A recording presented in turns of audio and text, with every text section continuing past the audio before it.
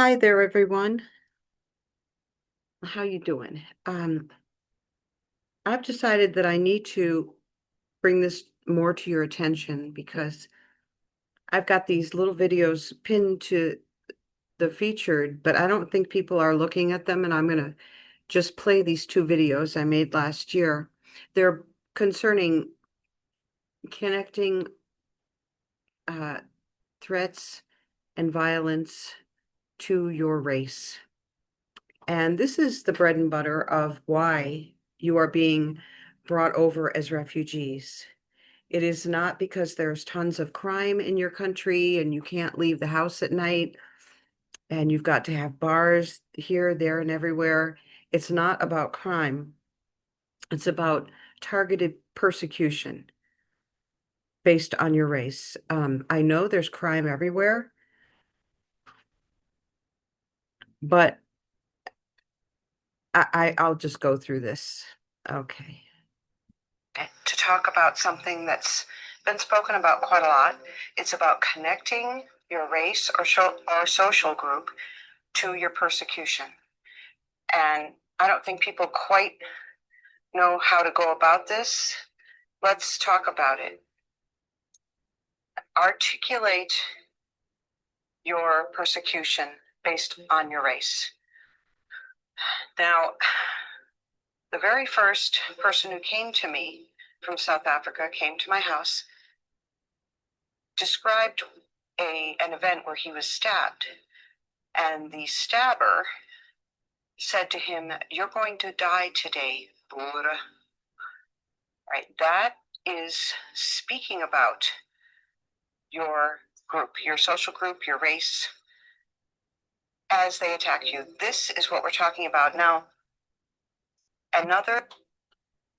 I just have to add to that that this man was approached by a black South African. He wanted to rob him, but he had no money.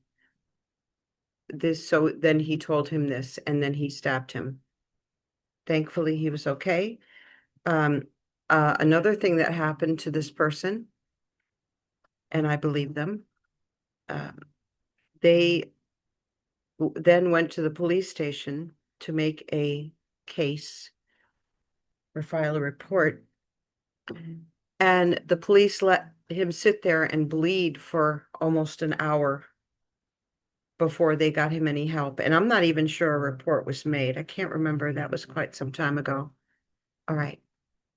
South African who was living at my house. We were sitting there speaking about their life in South Africa. And it was discovered that on the regular, they would go to the shops and be called white something or other.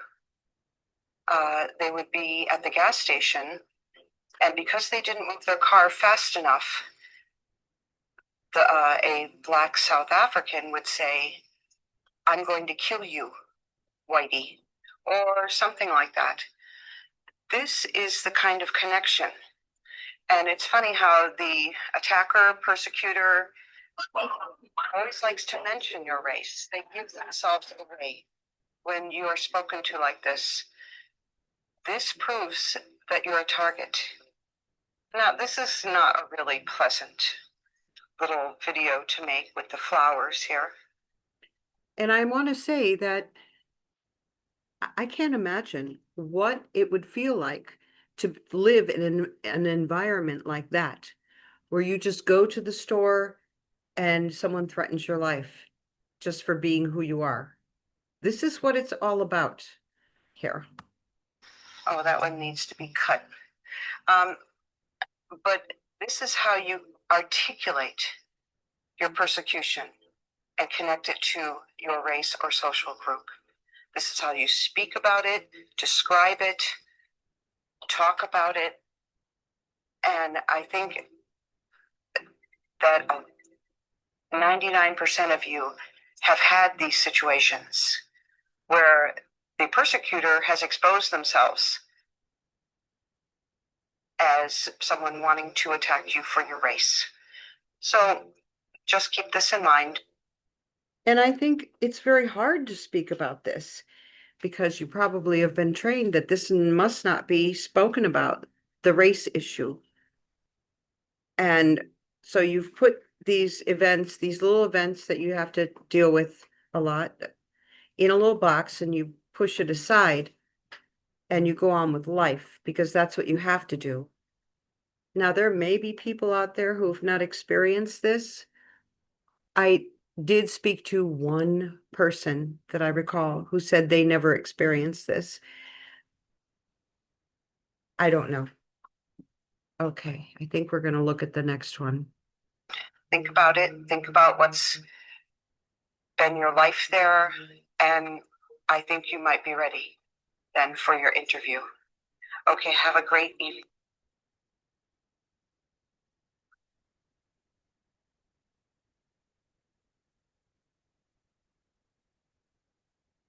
Okay, let's go to the next one here.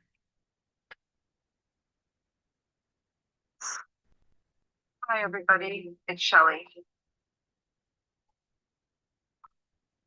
And I wanted to talk a little bit more about connecting persecution to your race. I'm using my new camera. I hope it looks better. Oh, it's a really uncomfortable subject when you think about it. But there are three main ways that people can actually connect the persecution and threats against you by your race. The first is by thinking of things that happen at a state hospital. If you or your relatives or neighbors have been to a state hospital and have gotten bad treatment, unequal treatment, and the hospital staff that are Black are saying to you that we don't give that to you people. You people, yeah. Or you can't get that, or if you just have unfair treatment. I've heard lots of stories about very bad treatment at the hospitals. And this could actually cause death to loved ones and might have caused death in at least one case I've heard of. Mm-hmm. But the words, if you can remember what was actually said, this can lead you to understand fully and for you to report to at your interview that yes, this was said on this occasion, and give like the approximate date of when this was said. It doesn't have to be directly your experience. It could be your friends or neighbors that suffered this. This does affect people when yes, those they care about, those they know, suffer like this. Without care, that they go without care because of their race. I've heard a couple of really very sad stories of people with relatives passing away in the hospital and getting no help.